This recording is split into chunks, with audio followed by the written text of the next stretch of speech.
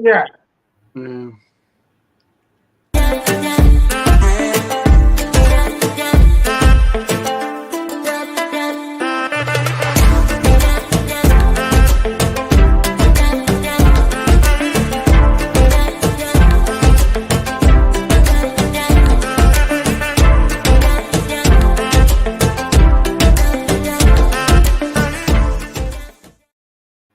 Hey, what's up, everybody? Welcome to another episode of the Sully Squad. We got a lot to get into tonight. We got a couple good things. We got a red hot Philadelphia Phillies baseball team. I mean, the Phillies are tied 19 wins. They're tied with the Yankees, Braves, and and somebody else has 19 wins too. I'm drawing a blank. I think there's 4 teams. You guys know who they are or not? No, Dodgers? Nah, well, whatever. Phillies are tied with the Braves and Yankees right now, 19 wins. So anyway, red hot. Alec Boehm, player of the week. I think he had like 540 or something on the road trip. So Alec Boehm killing it, hitting, pitching. Ranger Suarez is like, the season ended today. He's in contention for the Cy Young Award. Oh yeah. And just loving what I'm seeing with the Philadelphia Phillies. So we'll get into a little Phillies later. And then the other piece of good news, at least on paper, it seems like a lot of people kind of liked what the Philadelphia Eagles did with the draft. What do you guys think of that? Yeah, absolutely. Yeah, definitely. Everyone loved that. Yeah. And then of course we got to get to the bad news, which was another heartbreaking loss down at the Wachovia Center, although I thought it was MSG South down that John, though, to be honest with you. The Wachovia Center. Wells Fargo, baby. They're called it the Wachovia Center. What did I say? Did I say the Wachovia Center? Yeah. I meant Wells Fargo. See, I'm showing my age. Hey, at least I didn't call it the FU Center. You know what I mean? The Wachovia Center. Yeah, what the hell am I saying? Wells Fargo. Well, you know what? Hey, the Wachovia Center wouldn't have been taken over like the Wells Fargo was. Yeah, that's true. You know what I'm saying? There would have been a lot of fucking fights at the Wachovia Center the other day. That would have been brawl after brawl back then. New York is going home. What wasn't it the Wachovia Center when AI played? No. What was it? Yeah. I don't know, dude. I forget. They had so many fucking names. They changed the name so many times. Yeah, whatever. All right, but anyway, regardless, all right, the Sixers took the L yesterday. They're down 3-1. So we're going to get into all that. Let's start off with the Sixers. First off, I got my usual cast. I got my man Sean Kilrain to my side right there. What's up, Sean? How you doing? What's up, fellas? Sean. All right, and then to the side of Sean here, I got my man Mr. 6 for 6, Diego the Hammer Bianchi, with the still repping the Sixers, bro. I give you props. You know what? I'm still going to rep them too, bro. I'm doing Eagles tonight, but I'll be wearing my Sixers tomorrow. You know what I'm saying? So, how you doing, Diego? All right. Fuck the Knicks. Exactly. I can't stand them motherfuckers. They're fans. I hate them. And they suck. Yeah, but unfortunately, hang on. I got one comment here. Mike Lauro says, "Sup, boys, trade Embiid." Well, listen, Joel Embiid's Game 3 performance is like one of the all-time greatest playoff performances that I've ever seen in my life. I mean, you figure he had 50 points on 19 shots. That's almost unheard of, okay? And and he was unreal, and he's averaging crazier stat. In Game 3, he had 15 points in the fourth quarter. He only took 2 shots, made 1. That's why, because he was going to the line. Because he got to the line every single play. Yeah, so that's hard to do, and they were legit fouls in that game. I don't blame Embiid at all for this series. Everyone could say trade Embiid. Embiid's he's at 70%. He got you 30 the first two games, over 30 the first two games. He got you 50 in game 3, and on a bad game yesterday, he still got you 27 points. And he played, every minute in the second half almost? Listen, all right, so here's where I'm at with you. I'm kind of with you, Diego. Like, it's hard for me to put this, to me, I'm putting this series on the supporting cast, okay? Much more than Embiid. But we do got to keep it 100 here, right? If you look, Embiid was unbelievable in game 3, all-time great performance. Every other fourth quarter, games 1, 2, and yesterday, he's running out of gas. Now, I give him props. For playing. We knew that, though. We knew the conditioning was going to be an issue coming into the playoffs. So coming into the playoffs, you shouldn't have been looking at Embiid to get you 40 points every night, or Embiid to be taken over down the stretch when we know he's not conditioned. Embiid comes in, gets you 30 points. The other guy's got to finish the fucking job. Kelly Oubre, fucking 8.8 points a game for Tobias Harris over the last 4 games. I know. You averaged 17.2 points a game in the season. Yeah, Mike Lauro says it right here. He says Embiid needs help, and that's not, we're a pretty blame Embiid podcast here. Go back to last playoffs. Go to the playoffs before that we talked on this show. We've been a really blame Embiid podcast. This ain't Embiid's fault this time. Nobody steps up. Nobody wants to help him. No one wants to box out and get rebounds. Everything's on Maxey if it's not on Embiid. Mistake after mistake after mistake. Coaching has sucked. Yeah, I mean, I feel like Thibodeau yesterday in particular took Nick Nurse's lunch money. I mean, like you brought it up, Diego, how they ran that 2-man game with the little pick up top, like all day. Game 3. Didn't go to it once yesterday. Yeah, and so listen, like I said, I mostly agree with you on Embiid. I'm not willing to hammer him over this series, but I will say, listen, it's unfair. I realize it's unfair. The man's given us everything he's got out there, but I'm sorry though. We went 5 minutes without a field goal yesterday. I know it's hard. I know he's playing hurt. Bro, big guy got it. He's got to get that fucking ball and find a way to get to the line. There's no excuse how you can be an MVP in this league and your team goes 5 minutes. I hear you, but check this out. If you would have found a way to get a backup center, a real backup center this year, you would have been able to give Embiid 3 minutes in the fourth quarter. But because you have nobody out there with size, nobody out there that can rebound, nobody out there that can protect the rim, you got no choice but to play Embiid every single minute in the second half when he's at 50% conditioned. Yeah, it's unblamable. That's what I'm saying. I love to blame Embiid. This is unblameable on Embiid. You didn't. The roster. You didn't. Paul Reed's fucking horrible, almost unplayable. The only reason he gets minutes is because you have to give somebody minutes to get Embiid a couple minutes of fucking break. It's not like the shit you see in the Sixers is unacceptable. Because in reality, I don't care what anyone says about the Knicks. The Knicks blow. The Knicks won 50 games this year. They're a 2 seed. There's 7 teams that have a better record than the Knicks this year. Sixers would have made it 8 if Embiid don't get hurt. But last year, 4 teams in the East won 50 games. The year before that, 4 teams in the East won over 50 games. Knicks blow. Knicks are a 4 seed. That's what kind of team they really are. This shouldn't be competitive. It's just everybody, they're just getting out-hustled every fucking play. Yeah. It's literally coming down to effort. It's not coming down what team's better. It's coming down one team wants it more and the other team don't want it. See, I think I kind of, here's the problem though. Like everybody says the Sixers are better, and they do have the best player in Joel Embiid, and they probably have arguably 1A/2. Because, like Brunson's probably number 2, Maxey's right there, right? So you figure Sixers have 2 of the 3 best guys on playing in the series. The Knicks have the next 7 or 8, though, bro. That's fine. Where's Nick Nurse's answer for some fucking defense? Where's Nick Nurse's answer on some strategy to try to stop Jalen Brunson in the last 2 games? He got 33 and 47. Where are the offense and defense? That's what I mean. There's we can always blame Embiid, and I get it. This time, there's so much more shit that's not Embiid.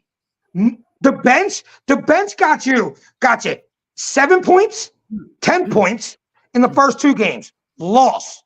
Third game, got you 18. Win. Yesterday, got you 6 points. There's like so much more blame to go around than Embiid this time. It's not Embiid came up short against the Celtics with a 3-2 lead. You know what I'm saying? It's not the same series. Embiid has that injury, like we brought up last week, in his head. You could see it, every motion, every play. It's like that one play he tripped over. Who was it? Mitchell Robinson? Like he stepped on. You could see that look on his eyes when me and Joe were watching it yesterday, and I'm like, he still has that injury in the back of his mind. But imagine he's still averaging 35 points a game. Yeah, I know. He leads the playoffs in points per game. Maxi's the 8th leading scorer in points per game in the playoffs, and we're down 3-1 to a Knicks team who probably has one player in the top 25 points per game scorer in the playoffs. We need to rebound. I mean, it's just atrocious. But the Knicks. But you know, I hear you. But the Knicks do the little things to win ball games. Like, look, I'm looking right here. Knicks out rebounded the Sixers 52-42. Offensive rebounds, Knicks 15, Sixers 9. Honestly, I thought it was worse than that. But you know, but here's the problem. It always came at the big time of the game. Right. That's the thing. Like DiVincenzo hasn't had a great series. Okay, he hits the big shot in game 2 because it comes to us. If that John goes out to Tobias, he's bricking that John. 100%. Right? And then yesterday, DiVincenzo really didn't do that much. But what did he do? He hit 2 big ass threes. We went up 10 points in the second. We went up 10 points in the second quarter. Sixers could possibly run away. DiVincenzo back-to-back threes. 4-point game. They're right back in it. Yeah, exactly. And the Sixers, like Josh Hart yesterday. Josh Hart didn't have a great day, numbers wise, but he had 17 rebounds. He played 46 minutes, 17 rebounds. You know who crushed us yesterday? He hadn't done shit all series. OG Anunoby had 16 points and 14 boards in 47 minutes. Honestly, I cannot wait. For the Knicks to give that dude a max contract because OG's fucking booty. Yeah, but he's definitely not a max player. But again, him and them do little things to win ball games, and that's fine. But if you're the Knicks, let's be real. If you're going to give OG a max and you got Brunson on the max, you ain't never win the championship. Yeah, I mean you ain't never win the championship. They need like another, like they need you know what they need? They need a really good dominant like scoring wing to go along with Brunson. Then they'd be really 100%. They need the Knicks can be all happy all they want. The Knicks have a 0% chance of winning the championship. Yeah, but you know one thing they do have. The one thing they do have though is that players will want to go to New York. Want to go there. You know what I mean? Definitely will. Just big market, but they need something else. If OG's there, I hope they lock up OG on a max. Because I don't think OG's a max player. I think OG's the type of player that you regret giving him all that money as his career goes on. Just like Tobias. Even though he gives you a little bit more. He gives you a little bit more on the glass. But max player? Do you see max player on OG? No. Knicks better be careful. Because they got to play Indiana into this series. And Indiana moves the ball. They don't depend on one guy to beat you. You know what I'm saying? That's going to be a tough series for the Knicks. I think they beat Indiana, but that's a tough series for the Knicks. Well, so I mean, I know it looks bleak that we're down 3-1, but you're saying the series is pretty much over. Is there any hope that I'm not saying it's over. Sixers ain't done yet because I think the Sixers are better than the Knicks. I don't think the Knicks are that good. You just said Indiana and the Knicks, though. I did because 3-1. I mean, what are the chances? You gotta expect that the Knicks are gonna win one out of the next 3 games. Gotta expect they're gonna win one. You know, True. But in reality, there's been teams that came back from 3-1.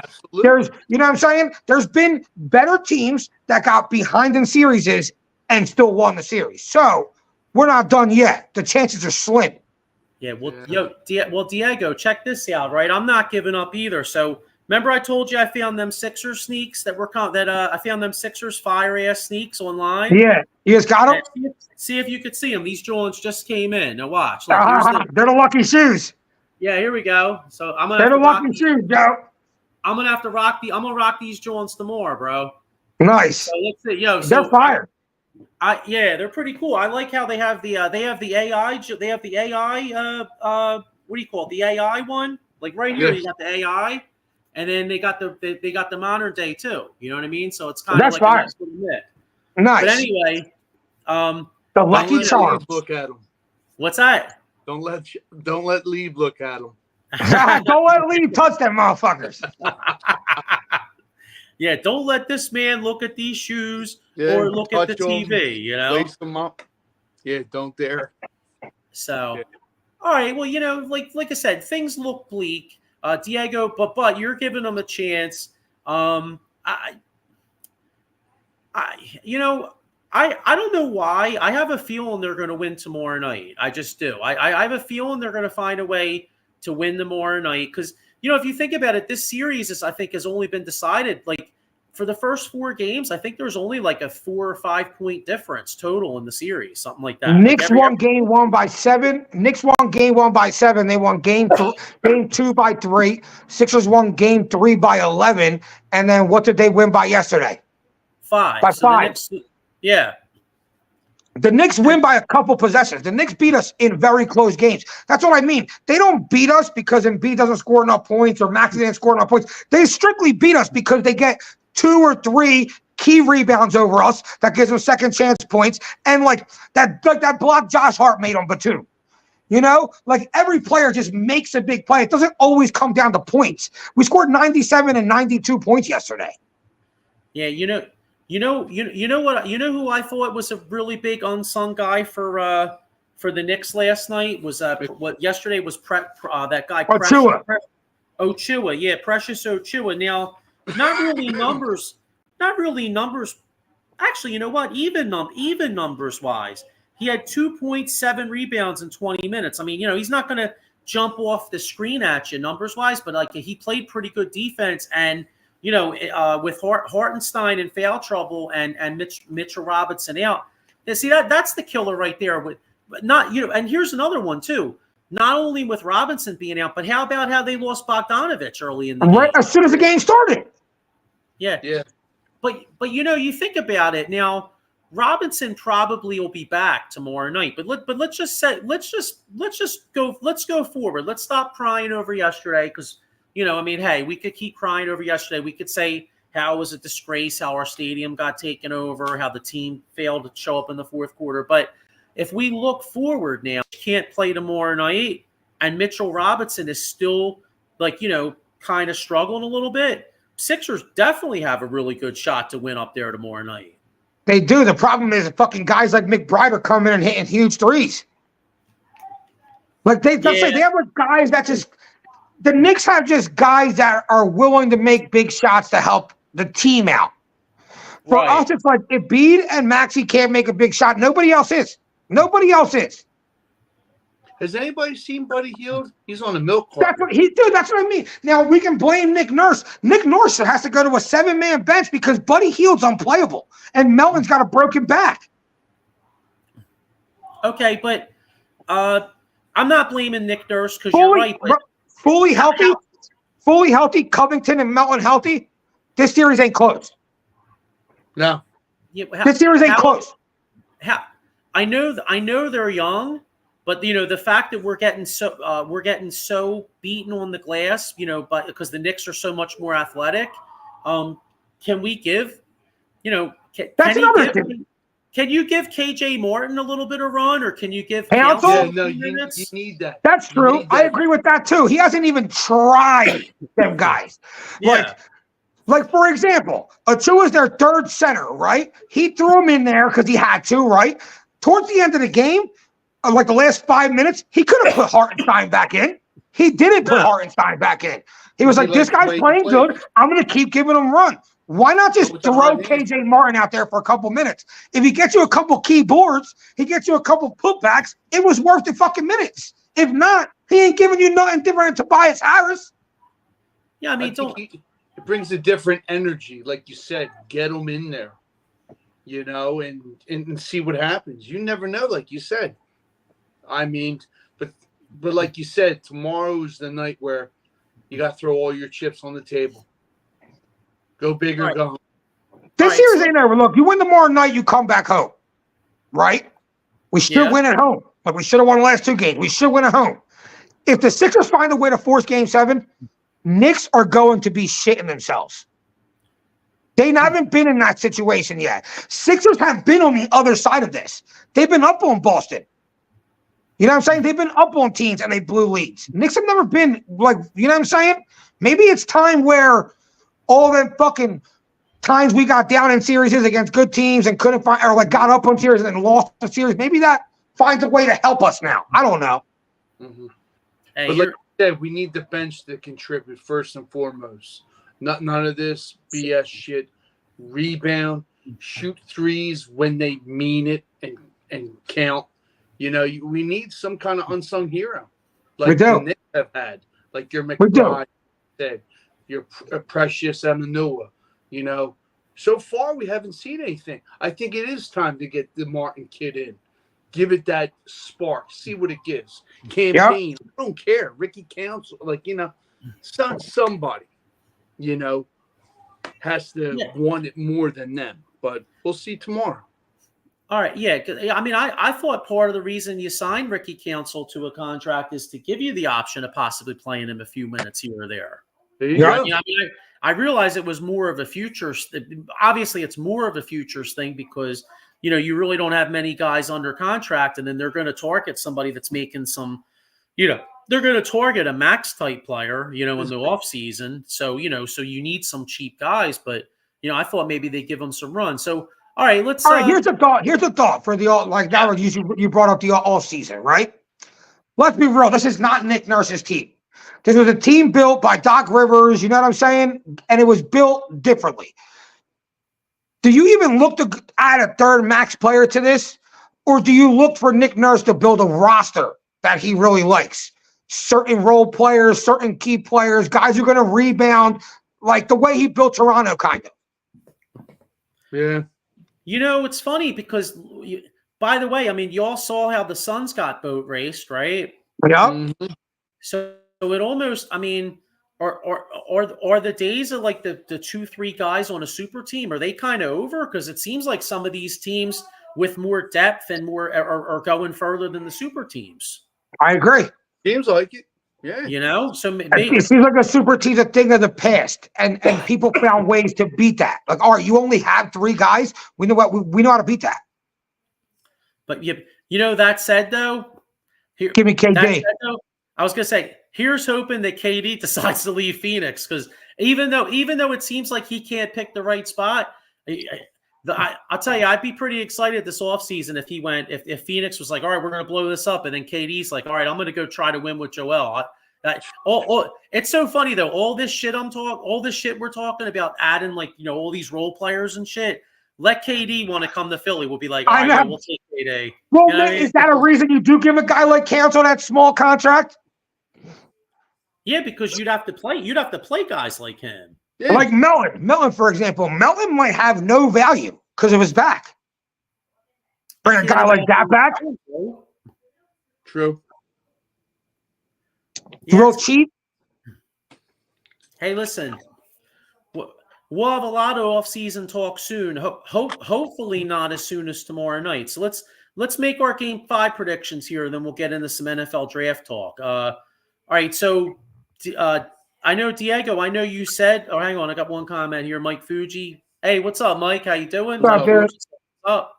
All right, so let's do game tomorrow night.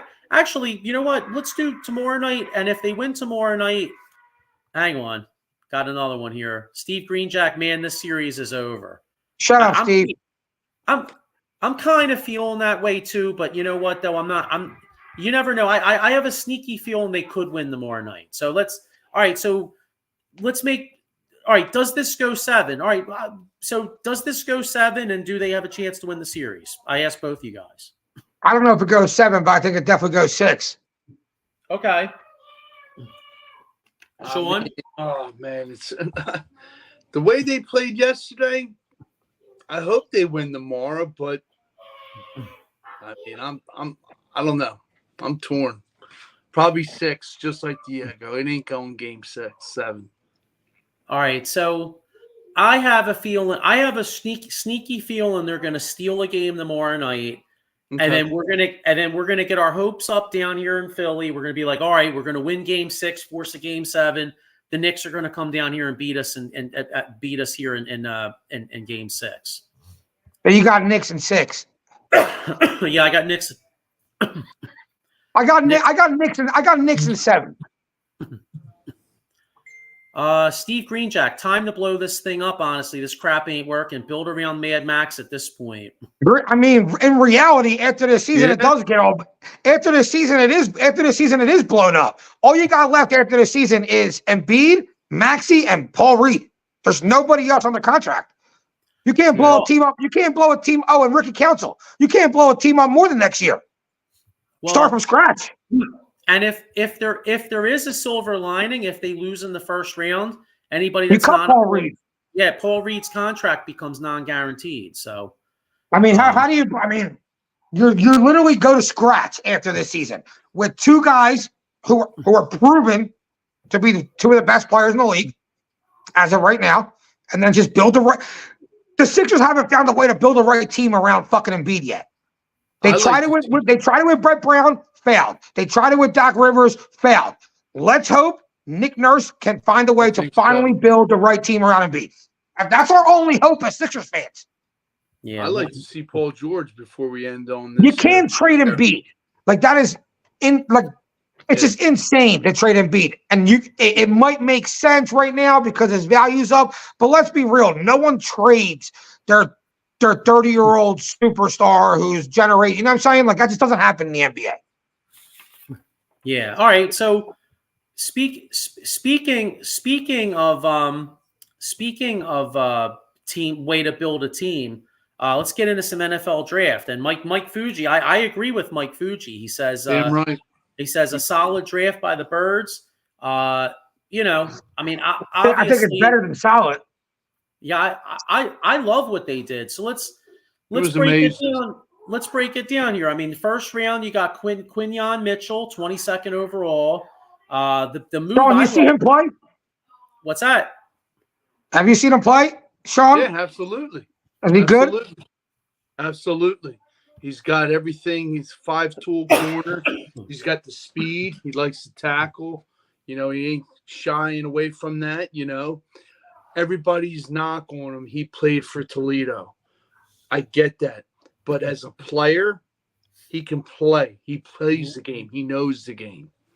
And then, like Joey said, with Cooper DeJean moving up to 40, that's a solid pick. We got the white boy Jason Sehorn 2.0, like I said. And last week I didn't say I wanted a white corner. I didn't mean I didn't want a white corner at pick 40. What did I tell you? I just didn't want him as my first pick. I am fine with him being my second pick. That's a great pick. That is a Vic Fangio, like me and Sully were talking about. Fangio had his hand in this draft. Definitely. And he's you could put him anywhere. I mean, whatever defense we're going to run, plug and play. Basically, I love it. And then Fangio loved Jackson Hunt. He was a safety converted to a DN. So, I mean, I'm sorry. I think you're going to see tons of Cooper DeJean jerseys at the link, bro. Cooper DeJean. I'll buy one right now. Stop playing, Green Jack. Well, so I didn't want him at 22. At 40, Cooper DeJean's a steal. Might be the best pick of the draft at 40.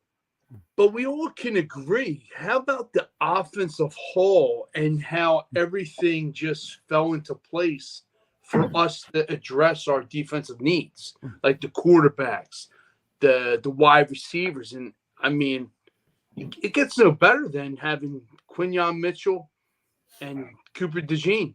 And Saban said it himself. He wanted him to come to Alabama, but he wanted to be loyal to Toledo. Yeah, I like that about him. Yeah, we got two kick-ass players, man. I love it. See, I 100% agree with Steve Greenjack here. I agree.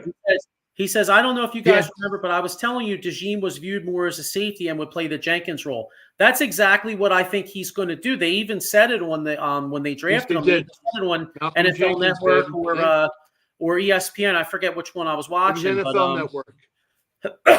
Yeah, but they were. I mean, and not just the Malcolm Jenkins role, but like kind of like a hybrid. Like it could be like Malcolm Jenkins role / like Honey Badger type role. You know what I mean?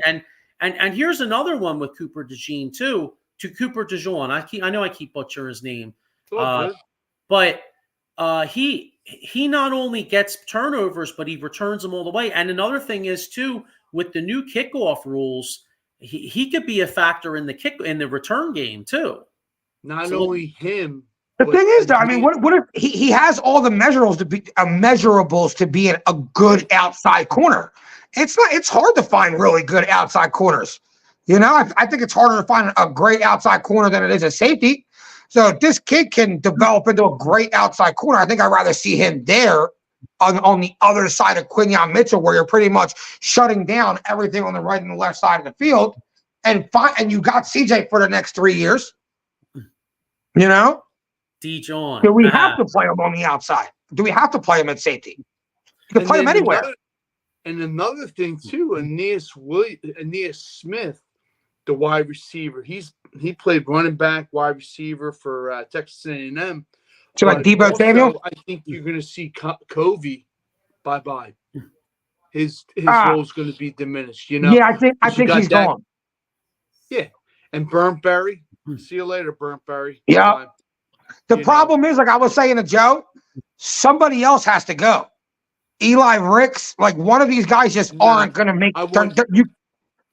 This is who I want gone. There was no reason to sign him for 1 year. I don't give a shit. Avonte Maddox, Burntberry, get these young guys, the Ricks, the Ringos, get all that and just see what you got and play them preseason. Don't have them sit on the sideline. Let them get acclimated to the game. If not, we're back to square one. You got to get these guys to see who's your player and who's not. Basically. Well, if they don't decide to move on from Avonte Maddox, I think Eli Rick's going to get the shitty end of the stick. Like I think it'd be Burntberry definitely cut. Yeah, Ricks. If you don't move cut Avonte Maddox and you wanted to bring him back for a year, it's probably going to end up being Ricks. But Joe made a good point earlier when we were talking. Sometimes guys just come up with a mystery pull hammy and get put on like a 6-week pup list, and they just have them sit there, make sure no injuries pop up in the first 6 weeks, and then when they do, he miraculously comes off the pup list because you can't put him on the practice squad. If not, someone's going to pick him up.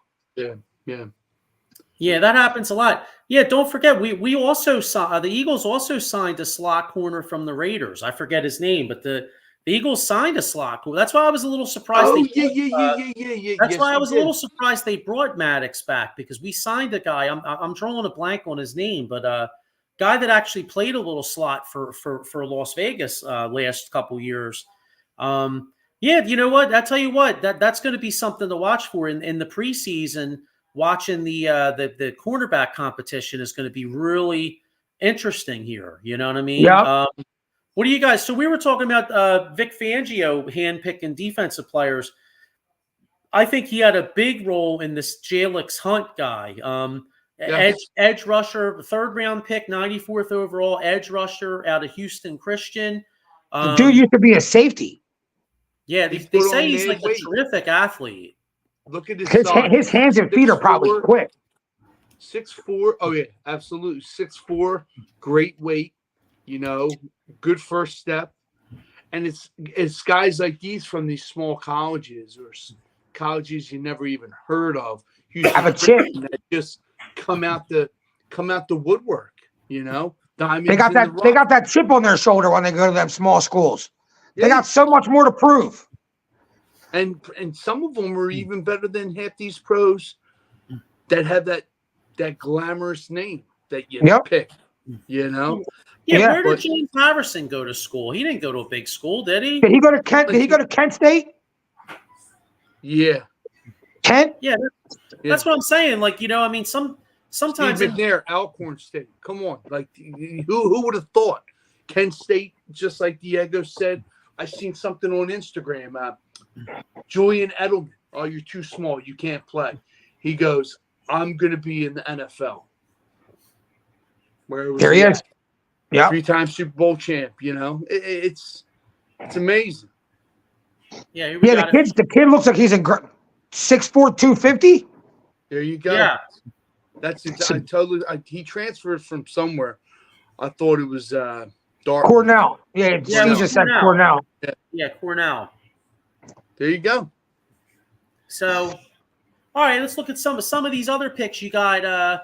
First off, I thought Howie did a great job trading down and getting picks for next year because the Eagles may have they may get hit a pick for supposedly tampering with Saquon Barkley, so they might lose like a 3rd or 4th round pick or something. Well, Howie picked up an extra 3, an extra 4, and an extra 5 for next year. So great pickups. If they do lose a pick, it won't be the end of the world. But looking at some of these other picks here, we got your guy, Sean. Jeremiah Trotter Jr. Yeah, I mean, it's awesome to have a guy's son come here to kind of make the legacy still go on. Continue. Yeah. And even his dad praised him on WIP. He goes, he's better than me. I trained him and I coached him to be better than me. And I mean, I want to see him shine and, maybe take over Nick. Who knows with Nakobe Dean? We don't know. He's undersized. Hopefully he does take his ass out of the mix. But, yeah, I mean, did I want other linebackers? Yeah, but we got the little axe, the hatchet. So, yeah, I'm looking forward to seeing him don the 54 that we all seen and loved. Yeah. He's got big shoes to fill, but I think he's up for the challenge. It's in his blood. What'll make the link go nuts if he comes down on like a special teams tackle and he breaks out the Axeman celebration. Yeah. It's already been said. Yeah, absolutely. It's going to hype up that crowd. Yeah, what do you guys think of this? Another pick they had, round 4, number 127, Will Shipley from Clemson. Steve Greenjack brings that up here. He said, dude, the Shipley pick is sneakily good. I watched the kid vaguely at Clemson. I was reading that he was a lot like Christian McCaffrey was at Stanford. Now, we can't say he's going to be Christian McCaffrey because that's crazy. But if he has to prove it, Mm-hmm. If he's 55% of Christian McCaffrey, that's a good pick in that round. It's a good pick. He can catch, run. The only thing is, I think he's small. Steve, he's 5'11". He's my he's size, small. But for a back, I mean, that's what we like. We like those backs. We don't get the Braylon Allen that went to the Jets, 6'2", 230. Isaac Guerrero, Louisville, went to the 49ers. I mean, but this kid, like Steve said, he's shifty, he's sneaky, and only thing he doesn't do is block a lot, but he has that overall talent. He fits the offense. What we do in this particular offense more. They said on the scouting report. Fuji says Shipley looks versatile, and they said on the scouting report that one of his weaknesses is pass pro. He's going to have to get that squared away because that's the one thing. You got a $200-some million quarterback. If you can't pass pro, you're not going to see a lot of time on the field. But I think Shipley returns kicks too. That's one thing. If you notice, the Eagles added a lot of guys with special teams value. Smith, Shipley. Yeah, Covey's gone. We're going to need that spot this year. Well, you guys remember, Covey actually had a pretty good year last year. He did have a good year. But remember, I remember saying this. Covey was set. Remember when reporters were asking people was him. What was going on in the locker room, and Covey had a lot to say. Now he didn't really say anything bad, but I know from all these years of watching football, and Sean, you could probably attest to this. teams don't like guys that talk. As soon as he opened up his mouth, and again, he didn't say anything bad, but I said to you guys, I was like, you know what? I was like, I said it wouldn't shock me if they found a way to replace Covey, because teams don't like that shit, especially just from a punt returner. I was gonna say, if you ain't good enough to talk, if you ain't good enough to have a starting position job on the regular on any team in the NFL, keep your mouth shut. Covey, you ain't that good. They ask you a question. They ask you a question where you got to talk about the team, and you don't even participate besides anything on special teams. You just keep your mouth shut. Next question.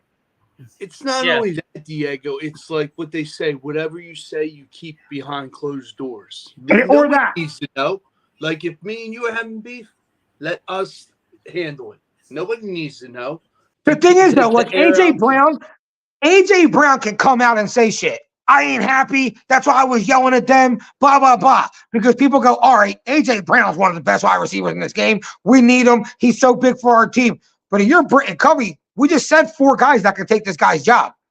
You know, you can't really say that about A.J. Brown. Like, no one in the team's taking his job. We ain't got a guy better than that. We got guys now that can return kicks. Absolutely. I mean, all in all, I mean, we addressed the little needs, like you said, the return game, punt game. DeJean can do punts. Aeneas Smith, Shipley, return kicks. And then moving forward from there, you got Johnny, Johnny, what's the wide receiver? You got the paper in front of you, the 6'6", 230. Wallace? Receiver from is it Wallace? Johnny He's from FSU. The kid's big. You know, he's in a crowded backfield with the wideouts, but they said, I guess they're going to evaluate the tight ends. At worst case scenario, they said they might put him at tight end. But we got so many damn tight ends. You got to trim that fat. Calicanterra, concussion, boom, see you later. You know, you got Albert O, who you traded for Denver. Is he actually going to play? Does he know the playbook? We don't know. Wait, didn't we just pick up another tight end from the Jets? Albert. Yeah. Yeah, you know who he is, Joe. Yeah. Who's used to play for the Bengals too. For the Bengals. Yeah, CJ Uzoma. There you go. Yeah, he's good. He's serviceable. And then you got Dallas Goedert. I mean, and then you got the Samoan dude that's on the practice squad. I don't know his name. It begins with an F. But anyway, you got a crowded backfield with tight ends. But the O-lineman, what do you guys think about the drafting of the O-lineman, Keegan, and then the guy, center from North Carolina State, Dylan? What's his name? Dylan McMahon. You know what? It's funny. So we'll just go down the. So they took round 5. Joe made a good point. You made a good point earlier, Joe, that you can't take enough linemen at the end of the draft. Because if you hit on 1 out of every 15, it's worth it. Yeah. Well, here's what I was thinking. So the guy Dylan McMahon, center from North Carolina State, he's a little intriguing because he he's not the biggest guy, but I think I read somewhere where he was like 13th best athletically, like in the last like so many years or something like that, as far as like interior offensive linemen. And you know, so for a 6th-round pick, you know, you bring in a kid like that as a good athlete. You know, Stoutland works with him. Maybe even Kelsey comes in, checks out training camp. You know, maybe somebody teaches him, you know, a couple vet techniques. Vet techniques. I mean, I'm not saying he's going to make it or anything, but I mean, to take a guy that's a good athlete late in the draft, I think it always makes sense to do that. You know what I mean? Speaking about Kelsey, did you guys see he's going to – you see Kelsey's going to be the new on-field reporter for ESPN Monday Night Football? Yeah. Good for him because, you know, a center's like a catcher in baseball. They have so much knowledge and information of the game because what are they doing? They're hiking the football to the center. I mean, the quarterback. They're reading the defense like the quarterback's reading the defense. Yeah, exactly. They're kind of calling the plays. They're saying that, oh, lineman, you get this guy, you know, just like a catcher in the catcher. I mean, and it couldn't happen to a better dude because his knowledge of the game is so influential and knowledgeable. You know? Oh, yeah, Johnny Wilson. There's another guy, Johnny Wilson. I'm a little intrigued by him. That's who Sean was talking about. Yeah, Steve Greenjack says hoping that kid's a part of the future. Dude, Absolutely. 6'6", 230, 4'5" is a little freakish. Yeah. Worst comes to worst, maybe he can. Maybe he could be a red zone guy. Although Pat Bernard said, "What's up, fellas? Hey, what's up, What's Pat? good, Pat?" We got Paul Spencer. Yeah, I was going to say that's one thing Baldinger said too. The kid Johnny Wilson has a lot of measurables, but Johnny Wilson led the NCAA in drop balls, so you definitely got to work on ball. I would say luckily that's something you can fix. Just like you can fix a running back from fumbling a lot. Get on that damn jug machine. That's it. Catch as many damn balls like ODB. You know, Mike Fuji says we picked up Becton from the Jets, and then Steve. Love it. I love that Becton signing. Yeah, so much depth on the O line. Dude, you pay a guy $5.5 million who's been like, I guess you could say, sitting on the street. That's a steal, dude. That's a lot of money. I mean, but you're paying a guy a good amount of money, expecting him to have a good amount of talent. I think he's going to bring. What is it? Change the scenery, like they say. I think it's guys the left and we just have the best offensive line coach in the whole entire NFL. There you go. I was going to say I 100% agree with Steve Greenjack here. Bingo. In fact, low risk reward.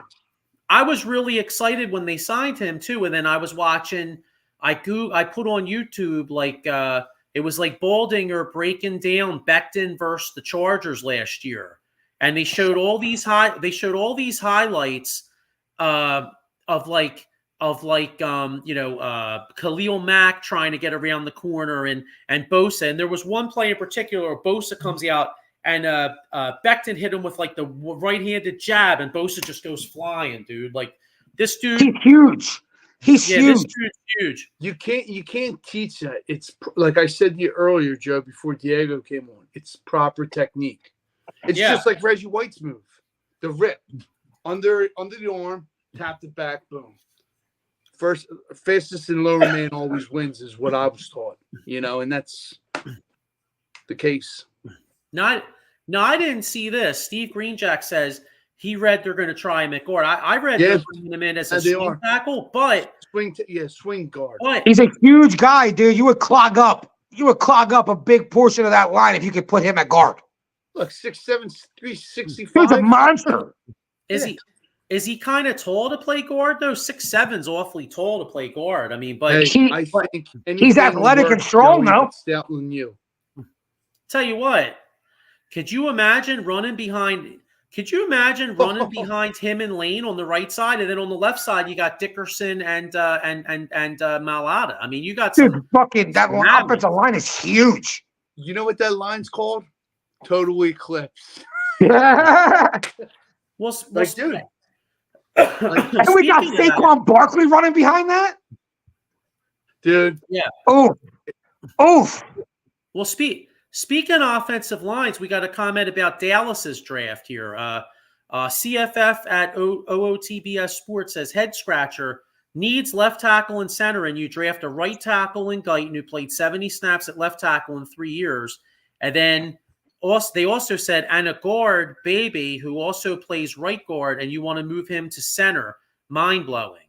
Well, Beebe played both positions at K-State, and I think Beebe, the Eagles wanted him, so the Dallas Cowboys basically said, "Here you go, we'll take him."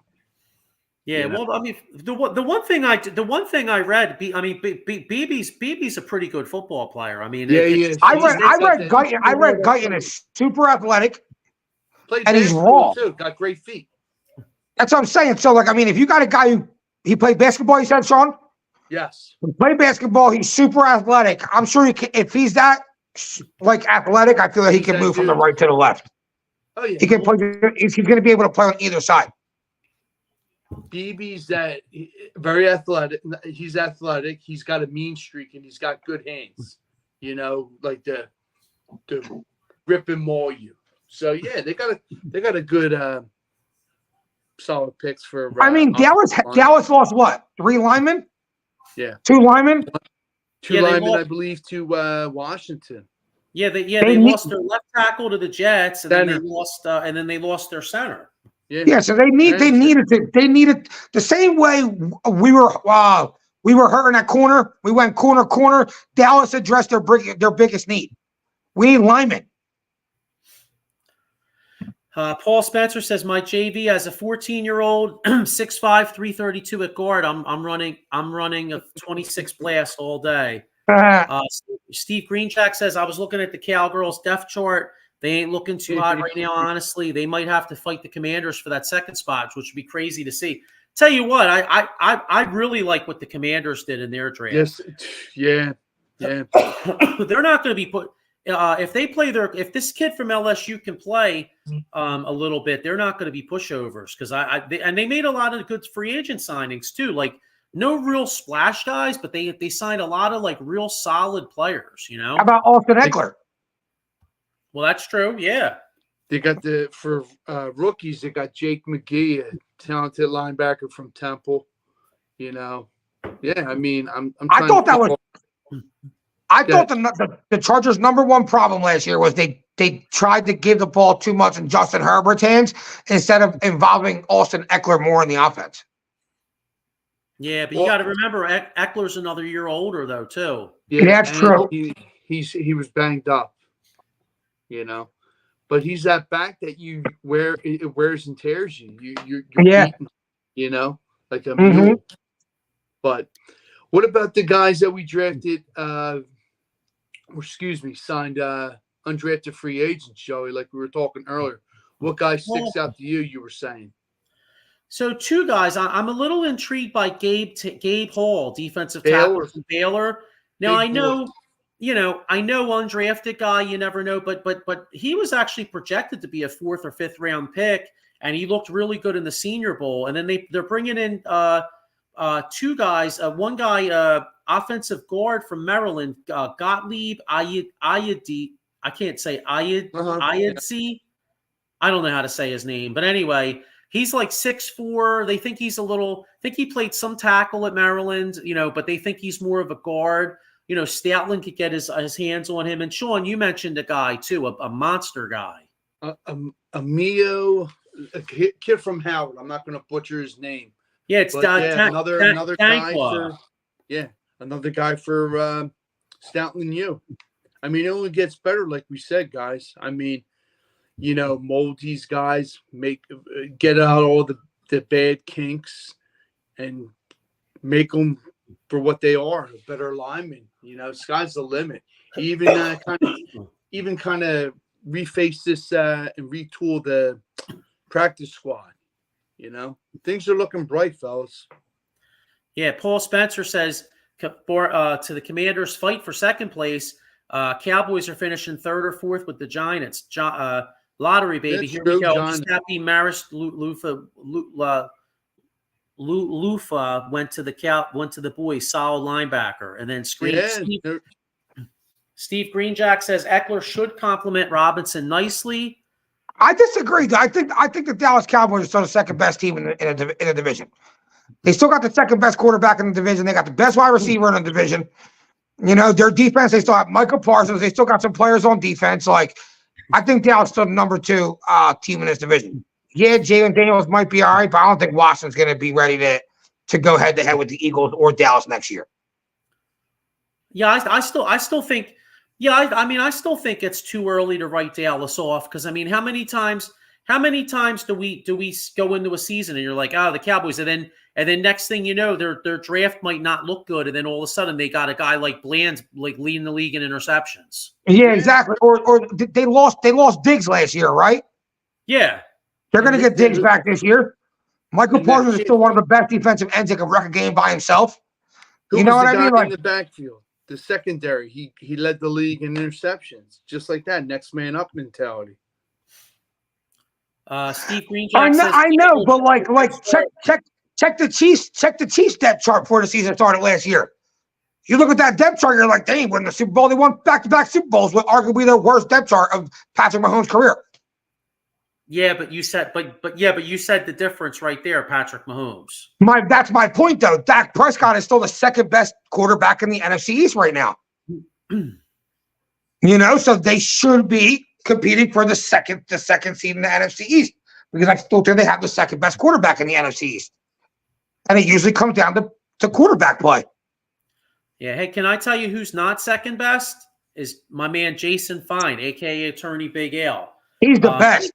He's the best. I mean, let me tell you something. If you slip and fall in a store and get your bread, baby. Yeah, get that bread, get that bread. So anyway, if you hurt yourself on the job, my man going to get you paid. Motor vehicle accidents, slip and fall, workers' compensation, personal injury claims.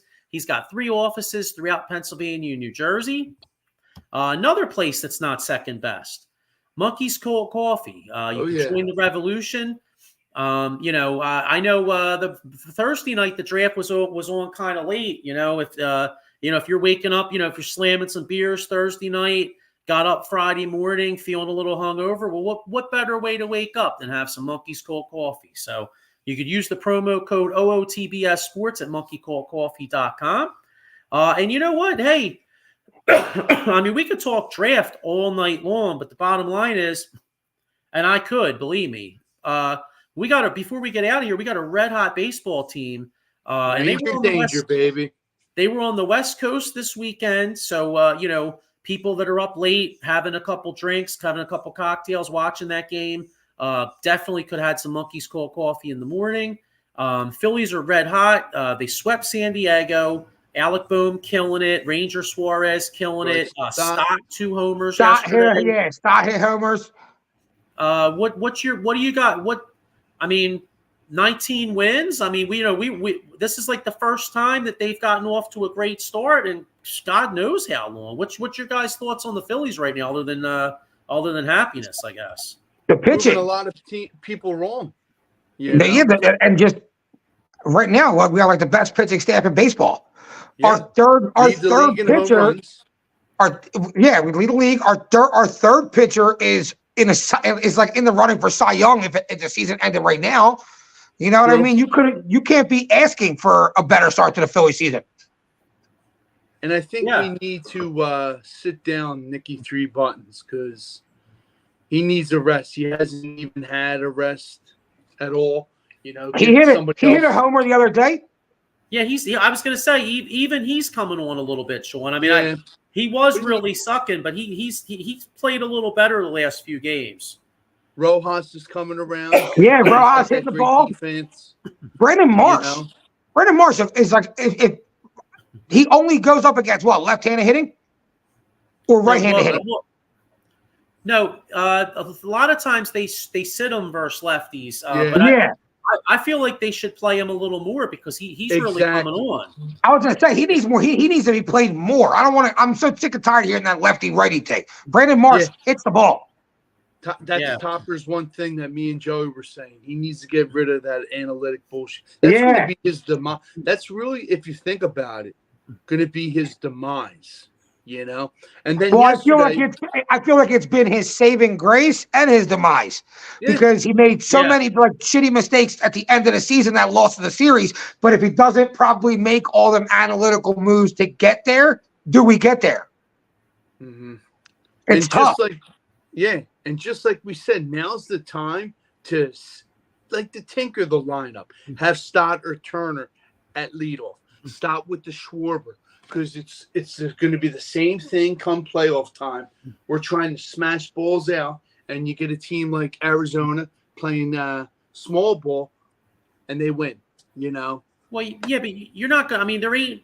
I mean, I understand long term what you're saying, Sean. I don't disagree with you, but they're 8-2 in their last 10, so they're not. I mean, you're not going to tinker anything right now. But you know what I mean. But you know what I mean. But if you do go into a slump or whatever, you keep that in your back pocket. You know what I mean? So let's look at this week here. And it's amazing. The Phillies are 8-2 in their last 10, 19-10, but the Braves are also 8-2 in their last 10, 19-7. So it's just that's the same shit with the Braves every year. We're like, damn, we had a great month. Then you look at the Braves and they had an equal or a better month than we did. Yeah, so all right. Man.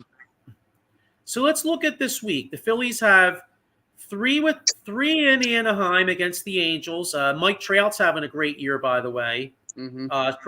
Christopher Sanchez goes tonight. So three in California, and then the Giants come here for a 4-game series. The weird Friday through Monday. You don't really see Friday through Mondays too. No, you don't. That's so we got 7, and actually they played Monday afternoon at 4:00. So next week when we're doing this show, the Phillies will be on. All right, so let's before we get out of here, let's get a prediction. They're staying hot. 5-2 in the next 7.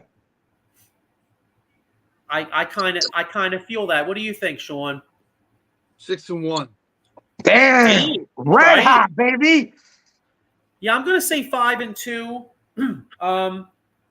The Giants are playing. The Giants are actually playing some good ball too. I think the Giants just beat Pittsburgh in a series from what I remember. So they're playing good ball. And then you never know. You're playing last couple games of a long road trip. You're out in Anaheim. You could find a way to blow one of them games. You know what I mean? Yeah, that's true. Let's see, Giant. Hang on, let me look here. Giants. The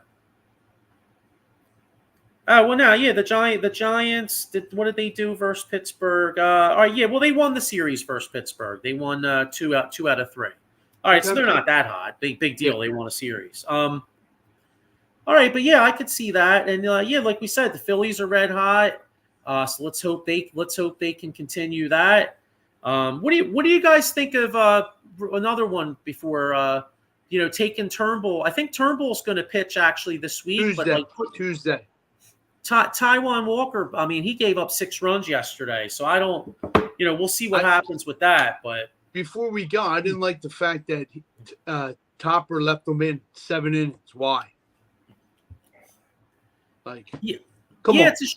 You do that to him, but you don't do it to the other guys that got the hot hand. You know what I'm saying? But well, you know what? It's actually a shame because if he pulls Walker after 6, it looks like he had a quality start. He only gave up 3 runs. He puts him out there for the 7th. He gives up a 3-run shot. Next thing you know, the guy gives up 6 runs. So the top. It's funny. Topper did the exact opposite of what he usually does. You criticize Topper for pulling a guy too early. True. So, all right, guys. So anyway, go Phils. Next time we'll be on. Phillies will be playing the Giants. Hopefully the Sixers win. Yeah. Hey, if the Sixers do make a run, then we'll be previewing Sixers in the second round and talking about a great 3-1 comeback. So, when are the games? Tuesday, Thursday, Saturday? I think so. I'm not 100. Here, I'll look real quick. I'm not 100% sure when Game 7 would be. Hang on a second here. If it's on a school night, kids, make sure you stay up for it. Yeah, make sure. Yeah, Saturday. Game 7 would be Saturday. So if there is a Game 7, it's Saturday. Yeah, if we force a Game 7, it's probably a primetime game against the Knicks for Game 7, 8:00. Yeah. So. Yeah. All right. Well, listen. Hey, go Phils. Go Sixers. Let's have a miracle comeback and have a great week, everybody. We'll see you all next week. Go Birds. Peace out, guys.